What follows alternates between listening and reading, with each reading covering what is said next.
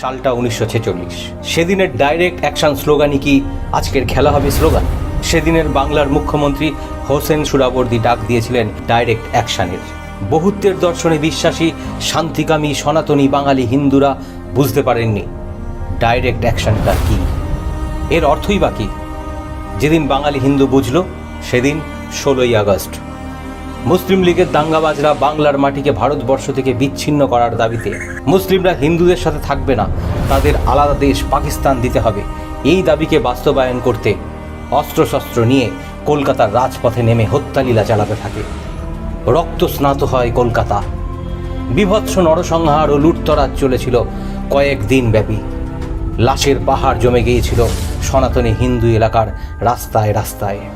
সরকারি হিসেবে 6000 এবং বেসরকারি হিসেবে 10,000 সনাতনী হিন্দু বলি প্রদত্ত হয়েছিলেন অবিভক্ত বাংলার মুখ্যমন্ত্রী হোসেন সোহরাওয়ার্দী ও কলকাতার মেয়র ওসমান খান নেতৃত্বে সংগঠিত গুন্ডা বাহিনী দ্বারা।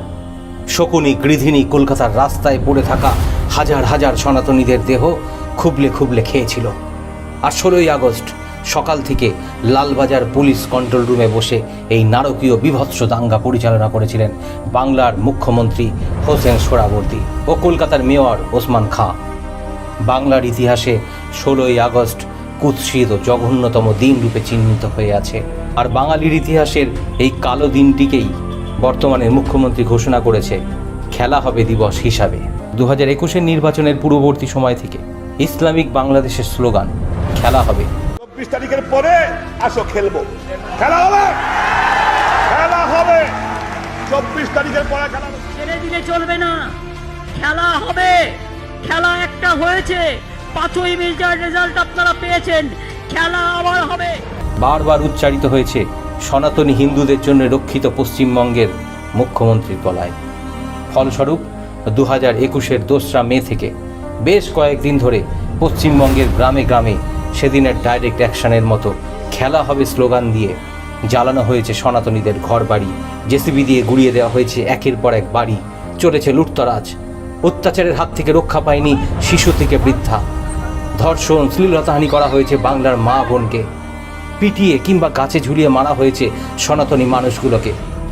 আর সেদিনের সোহরাওয়ার্দীর মতো আজকের মুখ্যমন্ত্রী এই ঘৃণিত অমানবিক হত্যালীলা চুপ করে উপভোগ করেছেন। একটি স্বাধীন গণতান্ত্রিক দেশে এই বাংলার মাটিতে নিজের গ্রামে আতঙ্কে অনিশ্চয়তায় আজও দিন কাটাচ্ছে অত্যাচারিত হওয়া সনাতনীরা। অনেককে নিজের গ্রামে থাকার জন্য দিতে হয়েছে মুচলেখা, অনেককে দিতে হয়েছে জরিমানা। বাংলার গ্রামে গ্রামে খেলা হবে স্লোগান তুলে এই নারকীয় বর্বরতা চালানোর 3.5 মাস পরে খেলা হবে দিবসের ডাক দিয়েছেন মুখ্যমন্ত্রী। 16ই আগস্ট খেলা দিবস হিসেবে পালিত করব বেঙ্গলে।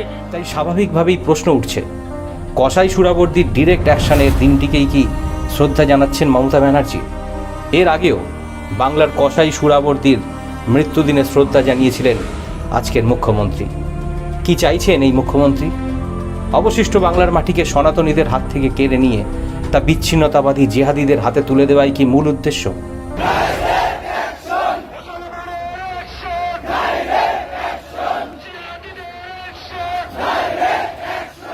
আমরা কিন্তু ভুলিনি, পূর্ব পাকিস্তান বা ইসলামিক বাংলাদেশ থেকে এক কাপড়ে পালিয়ে আসতে হয়েছিল আমাদের পূর্বপুরুষদের। সাবধান হও বাঙালি। মুসলিম লীগের নেতা সেদিনের শাসক কসাই সোহরাওয়ার্দী যে কাজ করেছিল, আজকের শাসক সেই কাজ করতে চাইলে রাজনীতির ঊর্ধ্বে উঠে বহুত্ববাদী সনাতনী বাঙালিকে রক্ষার দায়িত্ব তোমারও। জাগো বাঙালি।